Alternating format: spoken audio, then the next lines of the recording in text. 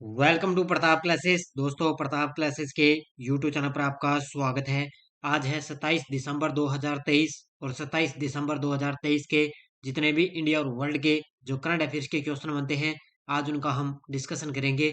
पूरा वीडियो ध्यान से देखना और लास्ट में आपसे क्वेश्चन पूछूंगा जिनके जवाब आपको कमेंट बॉक्स में देना होगा। आज अपने पढ़ेंगे कि राष्ट्रपति ने 3 नए आपराधिक न्याय विधेयकों को दी मंजूरी। हाल ही में किस शहर में देश की पहली एआईसीटी बनेगी और निमोनिया की रोकथाम के लिए सांस अभियान शुभारंभ किया गया। इनकी आज हम चर्चा करेंगे। तो डेली आपको निरंतर 7 बजे ये करंट की क्लास मिलती है, पूरे लेटेस्ट न्यूज के साथ ताजा आपको करंट की क्लास। तो सभी साथी एक बार वीडियो को लाइक शेयर करेंगे। सभी साथियों को गुड मॉर्निंग। तो सबसे पहले हम कल के क्वेश्चनों को रिवाइज कर लेते हैं। देखिए, हाल ही में नए भारतीय उच्चायुक्त संतोष झा ने किस देश में पदभार ग्रहण किया? तो श्रीलंका के अंदर। 8वां हिंद महासागर नौसेना संगोष्ठी का आयोजन किस देश में हुआ? तो ये हुआ है थाईलैंड में। देश में पहली बार समुद्र में 300 फीट नीचे पनडुब्बी से द्वारका दर्शन कौन सी राज्य सरकार करवाएगी? तो ये करवाएगी गुजरात की सरकार। हाल ही में बिस्लेरी ने किस बॉलीवुड अभिनेत्री को अपना पहला वैश्विक ब्रांड एम्बेसडर नियुक्त किया? तो दीपिका पादुकोण को। किस केंद्रीय मंत्री ने ग्लोबल ग्रीन ग्रोथ पर नीति आयोग की रिपोर्ट का अनावरण किया? तो वन और जलवायु परिवर्तन मंत्री भूपेंद्र यादव ने। राजीव गांधी स्वरोजगार स्टार्टअप अप योजना किस राज्य ने शुरू की? तो हिमाचल प्रदेश ने। और मिस कॉन्टिनेंटल इंटरनेशनल 2023 का ताज किसने पहना? तो ये आस्था रावल ने। तो ये थे कल के क्वेश्चनों का रिवाइज हमने कर लिया। और जो आपको ये मैं आपको यस्टरडे रिवीजन यहाँ पे करवाता हूँ, वो आपको रोज शाम टेलीग्राम पर भी आपको मिल जाते हैं। तो एक ही बार क्वेश्चन आपको कितनी बार रिवाइज करवाया जाता है। और कल शाम मैंने आपको 3 बजे ये क्लास दे दी है। जून से लेकर दिसंबर 2023 तक पिछले 6 महीनों का करंट मैंने आपको कल शाम को मैंने इसका रिवाइज करवा दिया है। ये क्लास मैंने कल शाम को दे दी है। तो जो साथी जिस विद्यार्थी ने अब तक ये क्लास नहीं देखी है, तो जब भी आपको धीरे धीरे टाइम मिले, और ये क्लास राजस्थान पुलिस के लिए है, सूचना सहायक के लिए भी है, संगणक एग्जाम के लिए भी है, जूनियर अकाउंटेंट के लिए है, और फर्स्ट ग्रेड की जो साथी तैयारी कर रहा है उसके लिए भी ये क्लास रामबाण है साबित होगी। क्योंकि पिछले 6 महीनों का करंट आपको पढ़ना पड़ेगा।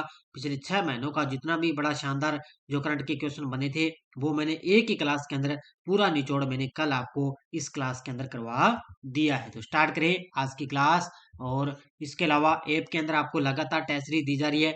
एनसीईआरटी बुक और पूरे साल की इंडिया वर्ल्ड की करंट अफेयर्स की टेस्ट सीरीज, सूचना सहायक की टेस्ट सीरीज चल रही है, और राजस्थान पुलिस कांस्टेबल की टेस्ट सीरीज। और आज आपको पता है राजस्थान पुलिस कांस्टेबल के फिजिकल भी आज से स्टार्ट है। तो 27 दिसंबर से लेकर 30 दिसंबर तक है राजस्थान पुलिस कांस्टेबल की फिजिकल भी होने वाले हैं। पहला क्वेश्चन देखो आज की क्लास का। हाल ही में राष्ट्रपति द्रौपदी मुर्मू ने किन 3 नए आपराधिक न्याय विधेयकों को मंजूरी दी है? हाल ही में राष्ट्रपति द्रौपदी मुर्मू ने किन 3 नए आपराधिक न्याय विधेयकों को मंजूरी दी? वो है, एक तो है भारत न्याय संहिता, दूसरा है भारतीय नागरिक सुरक्षा संहिता, और तीसरा है भारतीय साक्ष्य बिल। तो ये 3 जो आपराधिक जो है आपराधिक न्याय विधेयक थे, इनको मंजूरी दे दिए। तो इसका उत्तर हो जाएगा उपयुक्त सभी। देखो, राष्ट्रपति द्रौपदी मुर्मू ने 3 नए आपराधिक न्याय विधेयकों को मंजूरी दे दी है, जिन्हें पिछले सप्ताह संसद ने पारित किया था। तो ये 3 नए कानून हैं, भारतीय न्याय संहिता, भारतीय नागरिक सुरक्षा संहिता, और भारतीय साक्ष्य अधिनियम। तो ये आपको पता है, ये अंग्रेजों के जमाने की भारतीय दंड संहिता, दंड प्रक्रिया संहिता, और जो 1872 का भारतीय साक्ष्य अधिनियम है उसकी जगह लेंगे। आपको पता है पहले अंग्रेजों के जमाने में थे ना, आपने सुना होगा भारतीय दंड संहिता, दंड प्रक्रिया संहिता, 1872 का भारतीय साक्ष्य अधिनियम है। ये पहले वाले जो अधिनियम थे ना, अब उनकी जगह ये लेंगे। यानी कि अब पहले आपको पता है इनमें अपराध संबंधित जो है सजा मिलती थी, लेकिन अब सजा की बजाय यहाँ पर इन कानूनों में न्याय दिया जाएगा, यानी कि न्याय यहाँ पर किया जाएगा। और गृह मंत्री अमित शाह ने ये कहा कि भारतीय न्याय संहिता में पहली बार आतंकवाद शब्द को परिभाषित किया गया है। किसके अंदर? भारतीय न्याय संहिता को। तो 3 नए कानून बन गए। इनको नए कानूनों को न्याय न्याय विधेयकों को मंजूरी मिल चुकी है। हाल ही में किस शहर में देश की पहली एआईसीटी बनेगी? हाल ही में किस शहर में देश की पहली एआई का मतलब है आर्टिफिशियल इंटेलिजेंस सिटी बनेगी, और ये बनेगी यूपी के अंदर लखनऊ में। कहाँ पर है? यूपी की राजधानी लखनऊ के अंदर है देश की पहली एआई सिटी, यानी कि आर्टिफिशियल इंटेलिजेंस सिटी बनेगी। ये देखो तस्वीर में आप देख सकते हो, इस तरह कुछ है जो है शहर का अलग अंदाज आपको देखने को मिलेगा।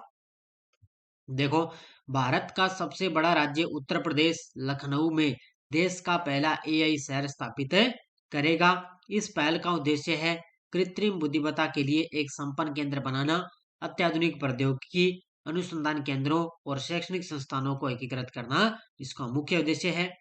वैश्विक एआई बाजार का आकार 2022 में 137 बिलियन डॉलर तक पहुंच गया, और 2023 से 30 तक 37.3% की चक्रवर्ती वार्षिक वृद्धि दर बढ़ने का इसका अनुमान लगाया जा रहा है। तो ये अभी 2022 में 137 बिलियन डॉलर तक पहुंच गया, और आगामी क्या ये 37.3% की चक्रवर्ती ब्याज वार्षिक दर से बढ़ने का इसका अनुमान है। और इसमें सरकार है वो यूपी के अंदर नादर नादरगंज औद्योगिक क्षेत्र में 40 एकड़ जमीन पर आवंटित करेगी। जो ये एआई सिटी बनेगी ना, ये तो वहां पर ये 40 एकड़ जमीन पर इसको आवंटित किया जाएगा। तो देश का पहला एआई का मतलब है आर्टिफिशियल इंटेलिजेंस शहर कहाँ स्थापित होगा? लखनऊ के अंदर।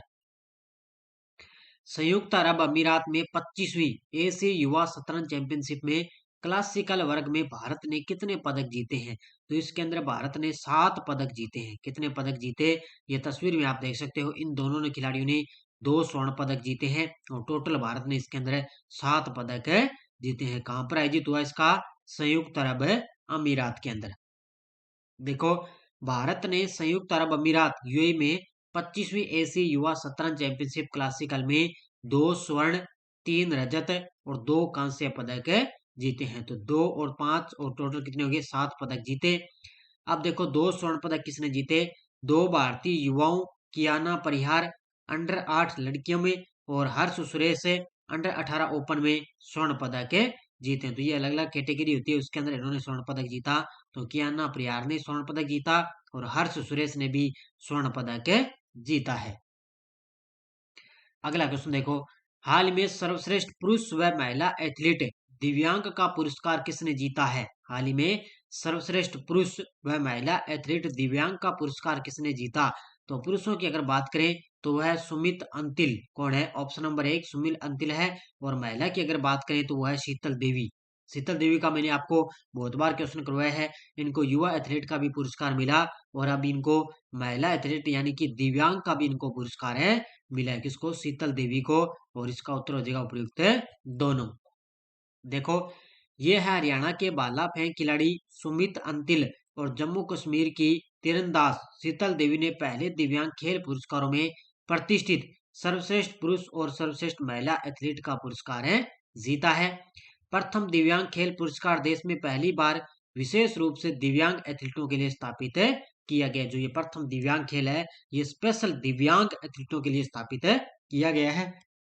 और शीतल देवी को साल 2023 का सर्वश्रेष्ठ युवा एथलीट भी चुना गया, और हाल ही में अर्जुन पुरस्कार 2023 के लिए भी चुना गया है। आपको पता है, अभी अर्जुन पुरस्कार 2023 के लिए भी चुना गया शीतल देवी को, और 9 जनवरी को इनको अर्जुन पुरस्कार से सम्मानित भी किया जाएगा।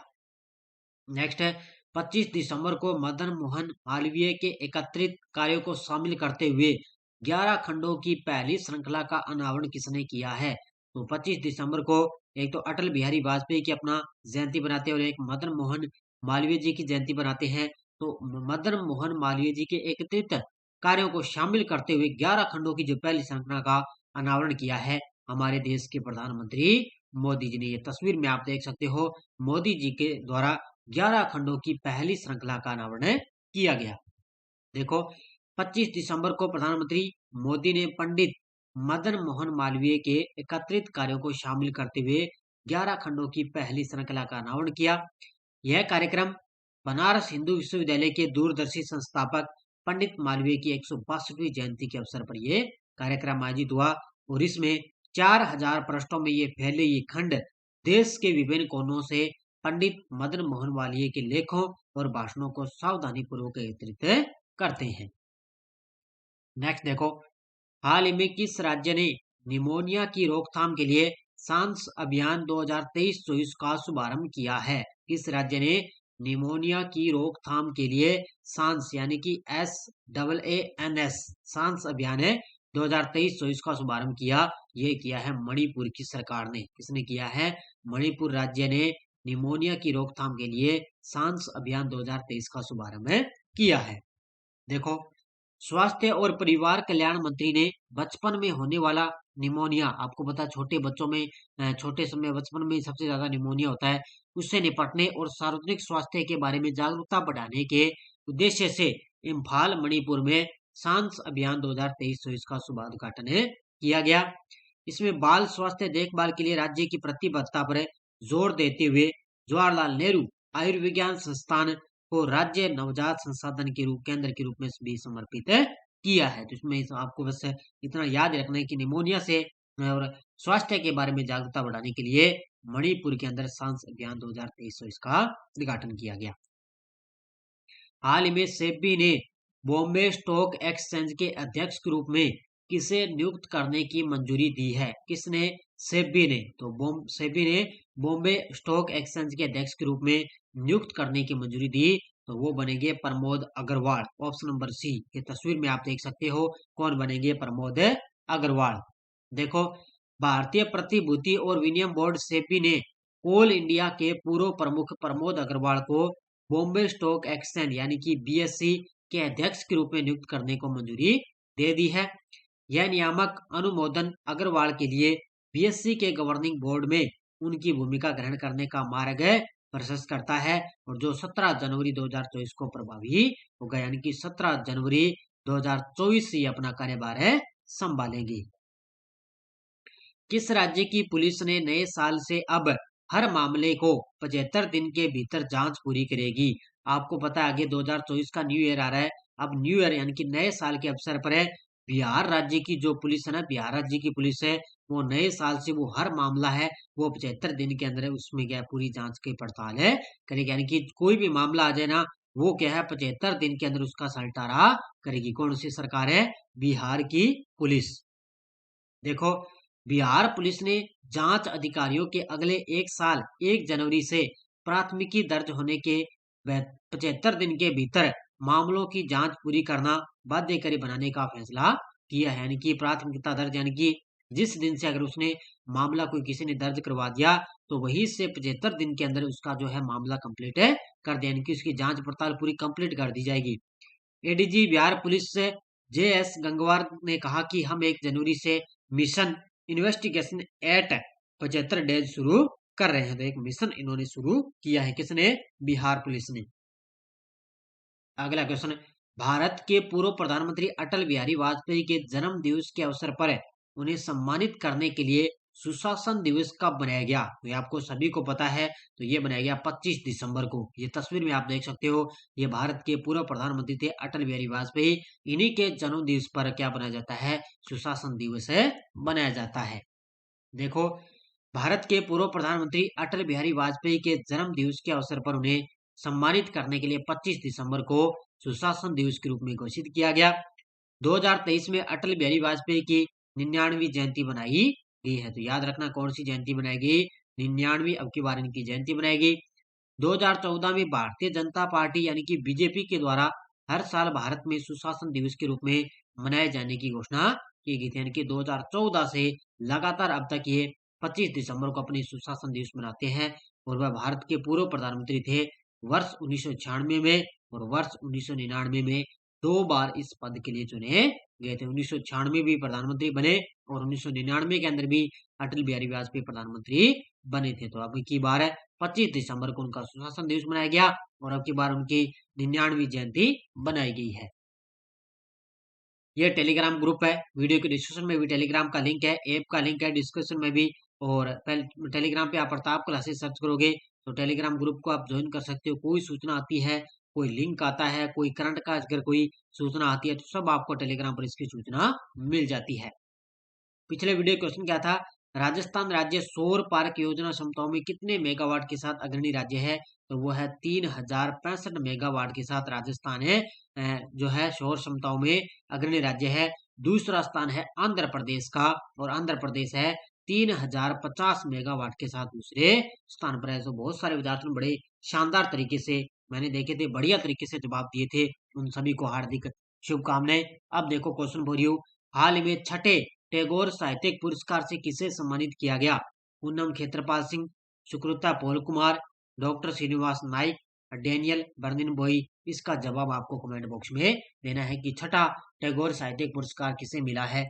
ये थी आज की अपनी बढ़िया तरीके से क्लास। बाकी आपको लगातार शाम को क्लासें बढ़िया तरीके से मिल रही है। आप यूट्यूब पे चैनल पे जाओगे ना, प्रताप क्लासेस पर, आपको अलग अलग तरह की क्लासें आपको देखने को मिलेगी। और एनसीईआरटी की आपको लगातार यूट्यूब पर क्लास आपको लगातार दी जा रही है।